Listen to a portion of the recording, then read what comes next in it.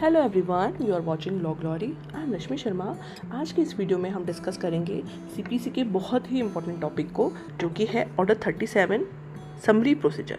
Guys देखिए, जब भी सिविल केसेस में केस फाइल होता है, ठीक है, तो वहाँ पे जो प्रोसीजर होता है वो ऑर्डिनरी प्रोसीजर हम फॉलो करते हैं। ठीक है, कि प्लेन फाइल की गई, ठीक है, फिर डिफेंडेंट को समन सर्व हुआ, डिफेंडेंट अपीयर होता है, अपने क्लेम को आंसर करता है, ठीक है, इसके बाद हियरिंग होती है, एग्जामिनेशंस होते हैं, फिर उस बेसिस पे हम इश्यूज़ फ्रेम करते हैं। इश्यूज़ फ्रेम होने के बाद विटनेसेस का एग्जामिनेशन होता है, देन आर्ग्यूमेंट होता है, और आर्ग्यूमेंट होने के बाद जब पूरा ट्रायल कंक्लूड हो जाता है तो उसके बाद कोर्ट जजमेंट पास करता है, एंड देन आफ्टर डिग्री पास होती है, एंड आफ्टर दैट डिग्री का एग्जीक्यूशन होता है। ठीक है, ये एक हमारा ऑर्डिनरी प्रोसीजर है। पर ऑर्डर 37 में गिवन है समरी प्रोसीजर। देखिए गाइस, कुछ केसेस होते हैं, कुछ ऐसे मैटर्स होते हैं जो कि ऑर्डर 37 में गिवन है, उन केसेस में कोर्ट समरी प्रोसीजर को फॉलो करती है। अब यहाँ पे समरी प्रोसीजर का ऑब्जेक्ट क्या होता है? देखिए, समरी प्रोसीजर का ऑब्जेक्ट होता है कि अगर कोई डिफेंडेंट है, उसके पास कोई डिफेंस नहीं अवेलेबल है, तो कोर्ट जो प्रोसीजर है उसको समरी मैनर में डिस्पोज ऑफ कर दे। ठीक है, प्रोसीजर को केस को समरी मैनर में डिस्पोज ऑफ कर दे। ठीक है, अच्छा, तो एक जो बेसिक डिफरेंस ऑर्डिनरी प्रोसीजर और समरी प्रोसीजर में है वो ये है कि जो ऑर्डिनरी प्रोसीजर है उसमें जो डिफेंडेंट है उसको लीव टू डिफेंड लेने की जरूरत नहीं होती। ठीक है, वो कोर्ट में आएगा और अपने क्लेम को आंसर करेगा।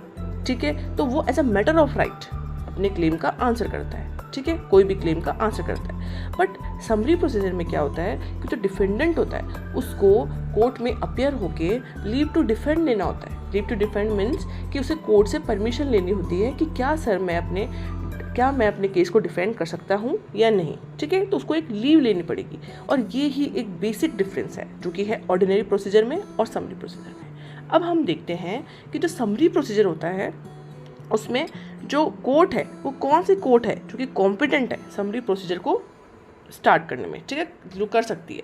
तो देखिए, रूल 1 के सब क्लॉज 1 में गिवन है कि सब रूल में गिवन है कि जो हाई कोर्ट है और सिटी सिविल कोर्ट है और स्मॉल कोर्ट कोर्ट है और other courts notified by high court, ये सिर्फ 4 कोर्ट्स हैं जो कि समरी प्रोसीजर स्टार्ट कर सकती है। ठीक है, अब कौन कौन से मैटर्स में होगा?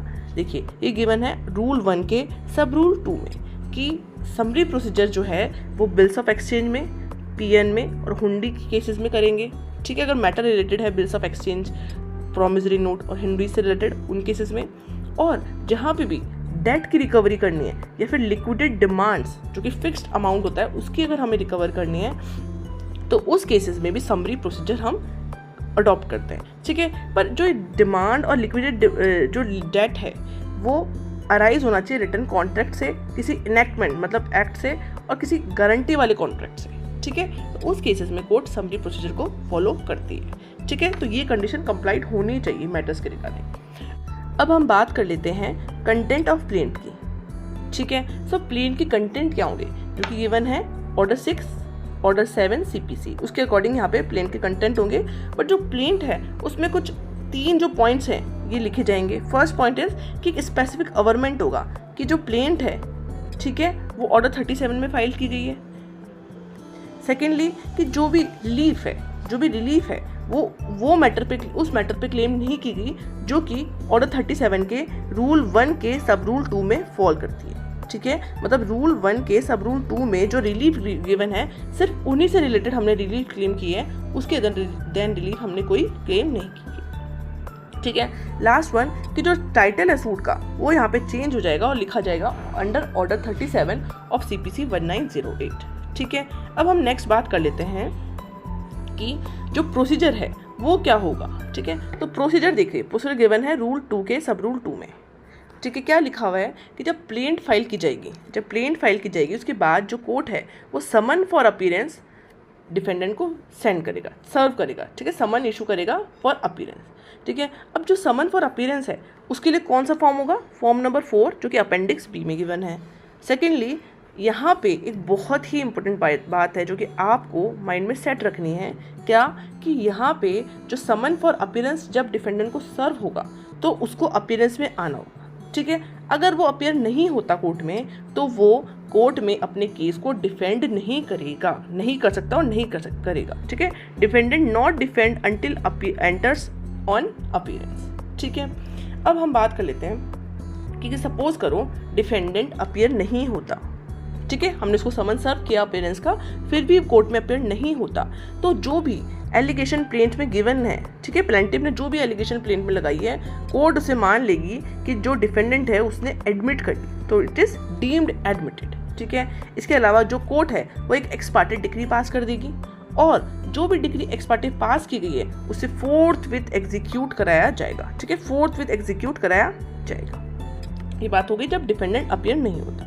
अब हम बात कर लेते हैं कि अगर मान लो डिफेंडेंट अपीयर हो जाता है, ठीक है, तो डिफेंडेंट को यहाँ पे अपीयर होना है विद इन 10 डेज। ठीक है, 10 दिन के अंदर अपीयर होना है, और 10 दिन के अंदर अपीयर होने के बाद वो अपना एक एड्रेस कोर्ट में फाइल करेगा, और वो एड्रेस इस चीज़ के लिए होगा कि सर, वो कोर्ट को बोल रहा है कि जब भी आप कोर्ट के थ्रू नोटिस मुझे देंगे, ठीक है, कोई भी सर्विस ऑफ समन करेंगे या फिर कोई भी मुझे नोटिस देंगे, तो आप इस जो एड्रेस है इस पे वो नोटिस दीजिएगा। ठीक है, तो if appear within 10 days then file in the court address for service of notice to him.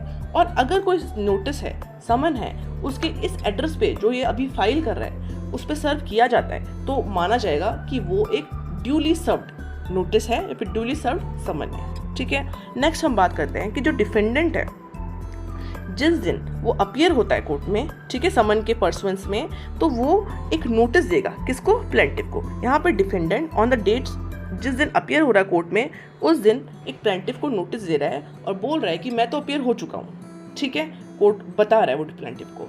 अब जो नाउ प्लेंटिव है उसके जब उसको नोटिस मिलता है कि भाई डिफेंडेंट समन फॉर अपीयरेंस के पर्सुएंस में कोर्ट में आ चुका है, तो वो जो प्लेंटिव है वो कोर्ट के थ्रू एक समन सर्व करेगा, जो कि होता है समन फॉर जजमेंट, जो कि फॉर्म 4A अपेंडिक्स बी में गिवन है। ठीक है, फॉर्म 4A में गिवन है। नेक्स्ट, अब देखिए, जब समन फॉर जजमेंट सर्व हो चुका है डिफेंडेंट को, तो जो डिफेंडेंट है उसको विद इन 10 डेज में कोर्ट के सामने अपीयर होके लीव टू डिफेंड लेना होगा। LTD means leave to defend लेना पड़ेगा। यहाँ पे वो परमिशन ले रहा है कि सर क्या मैं अपने केस को डिफेंड कर लूँ या नहीं। ठीक है, अब यहाँ पे दो सिचुएशंस राइज होगी कि अगर वो लीव टू डिफेंड के लिए अप्लाई करता है और लीव टू डिफेंड के लिए नहीं अप्लाई करता। सपोज कीजिए अगर उसने लीव टू डिफेंड के लिए अगर वो अप्लाई कर देता है, तो जो लीव टू डिफेंड है उसे कोर्ट दे देता है। ठीक है, ग्रांटेड अनकंडीशनली और अपॉन कंडीशन। ठीक है, कंडीशन लगा सकती है या विदाउट कंडीशन भी कोर्ट उसको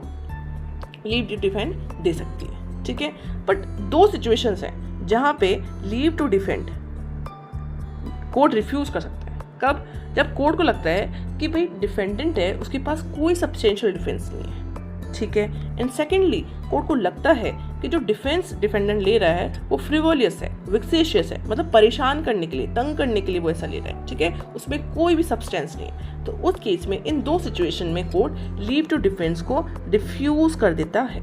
और जैसे ही कोर्ट लीव टू डिफेंड को रिफ्यूज करता है, तो जो जजमेंट है वो कोर्ट फोर्थविथ दे देता है। मतलब यहाँ पे कोर्ट जजमेंट प्रोनाउंस कर देता है अगर लीव टू डिफेंड रिफ्यूज करती है। ठीक है, नेक्स्ट है कि अगर सपोज करो वो लीव टू डिफेंड के लिए अप्लाई नहीं करता, तो उस केस में जो कोर्ट है वो इमीडिएट जजमेंट पास कर देती है प्लेंटिव के फेवर में। ठीक है, एंड लास्ट वन, अगर लीव टू डिफेंड कोर्ट ने दे भी दी, कोर्ट ने लीव टू डिफेंड दे दी, ठीक है, तो उस केस में अब जो सूट है वो ऑर्डिनरी मैनर में प्रोसीड करेगा। ऑर्डिनरी मैनर में प्रोसीड करने का मतलब है कि अब जो डिफेंडेंट है उसे लीव टू डिफेंड दे दी गई है, तो वो अपने केस को डिफेंड करेगा, अपने सभी डॉक्यूमेंट्स फाइल करेगा। ठीक है, और उसके बाद एग्जामिनेशंस होगा ऑर्डर 10 में। देन उसके बाद जो पार्टीज हैं उनका एग्जामिनेशन होने के बाद कोर्ट इश्यूज फ्रेम करेगा। ठीक है, इशू फ्रेम करने के बाद कोर्ट हियरिंग की डेट फिक्स करेगा। उस दिन प्लेंटिव एंड डिफेंडेंट दोनों के विटनेसेस आएंगे, उनकी आर्ग्यूमेंट्स को सुना जाएगा। ठीक है, आर्ग्यूमेंट सुनने के बाद जब ट्रायल कंक्लूड हो जाएगा तो कोर्ट जजमेंट पास करेगी, एंड जजमेंट पास करने के बाद कोर्ट डिक्री पास करेगी, एंड डिक्री पास करने के बाद डिक्री का एग्जीक्यूशन किया जाएगा। ठीक है guys, so this is all about the summary procedure. ठीक है, if you like the video please like, share and subscribe, and thank you for watching.